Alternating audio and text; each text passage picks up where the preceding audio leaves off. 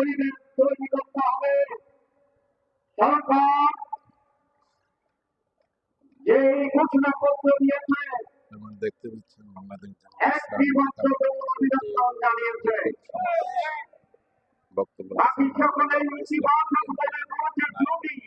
Doctor Syed Abdullah যদি এটা করা হয়, যদি ওইটা করা হয়, যদি ওইটা করা হয়, তাহলে মেজরিটি দল শর্তহীনভাবে এই ঘোষণাকে গ্রহণ করে না।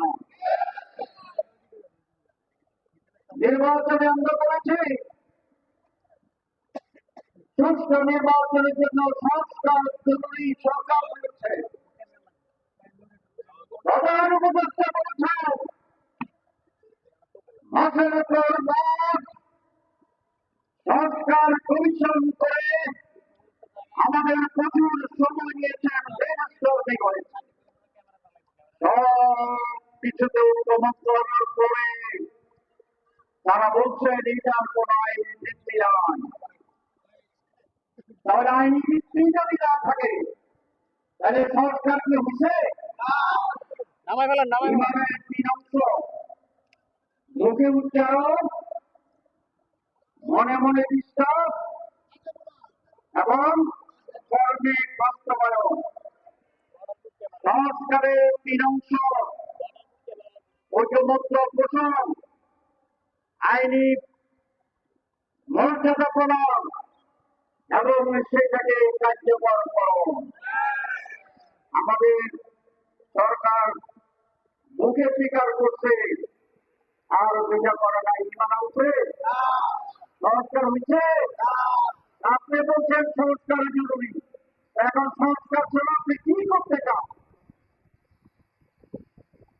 আমরা চাই এই সমস্ত জায়গায় সংস্কারে আমরা একমত হয়েছি, সেইখানে আগামী বছরে আগামী নির্বাচন হতে হবে। আমাদের বন্ধুরা বলেন সংস্কার আমরা পার্লামেন্টে গিয়ে করব। তো যদি আপনারা পার্লামেন্টে গিয়ে বলেন এখন তো অসুবিধা, তাহলে कुछ कला है हाय और नहीं है, केवल हाय और नहीं है। এই কোন কামদান দিয়ে জনগণ বিতর্কিত নির্বাচন আর যাবে না, যাবে না, চায় না। অনেকে বলছেন যে আমরা পিয়ার প্রক্রিয়া কালকের একটা সার্ভে রিপোর্ট দেখেছেন ৭১% লোক পিয়ারের পক্ষে। তাহলে আমরা যারা রাজনীতিবিদ, যারা আমরা বুঝি না, গুরুত্ব জনগণ তো বুঝে। যদি তারা না বুঝে ৭১% বলে তাহলে আপনি বুঝেন না, এটা ঠিক, আপনি বুঝেও বুঝেন না, কোনটা ঠিক?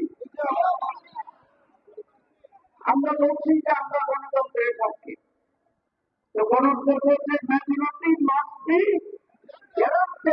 গণতন্ত্র। ৭১% কি মেজরিটি বা মাইনরিটি?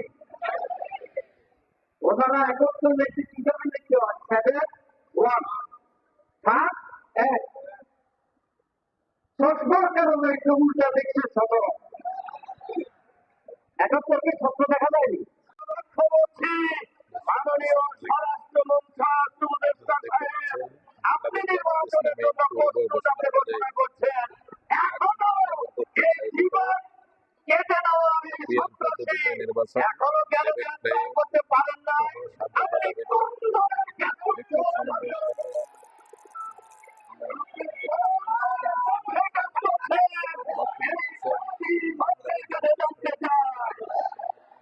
আপনারা নিরপেক্ষ সরকার, অন্তর্বর্তীকালীন সরকার, আপনারা ক্ষমতায় বসেন নাই। ২,০০০ মানুষের জীবনের বিনিময়ে, হাজার হাজার মানুষের রক্তের বিনিময়ে, লক্ষ লক্ষ মানুষের ত্যাগ এবং কোরবানির বিনিময়ে জাতীয়তাবাদ মুক্ত বাংলাদেশের একটি নিরপেক্ষ নির্বাচনের জন্য, জনগণকে নির্বাচনের জন্য, গণহত্যার বিচারের জন্য, লেভেল প্লেইং ফিল্ড তৈরি করার জন্য জুলাই ১৭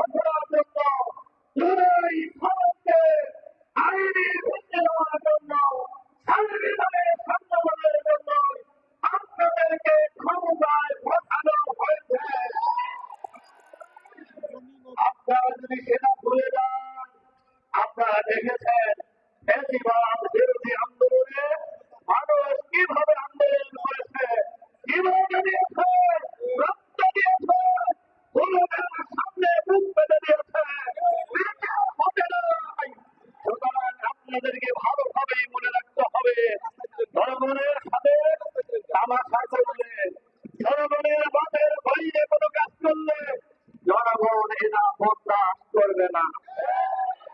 আমাদের নেতারা বলেছেন, আমরা আগেই বলেছি, সুষ্ঠু নির্বাচনের জন্য বিহার পদ্ধতি চালু করতে হবে। এটা বাংলাদেশের জনগণের দাবি, এরা বাংলাদেশের মানুষের অভিপ্রায়, ভোটারদের অভিপ্রায়, ভোটারদের দাবি। বিহার পদ্ধতি চালু হলে জনগণের ভোটাধিকার নিশ্চিত করা যাবে।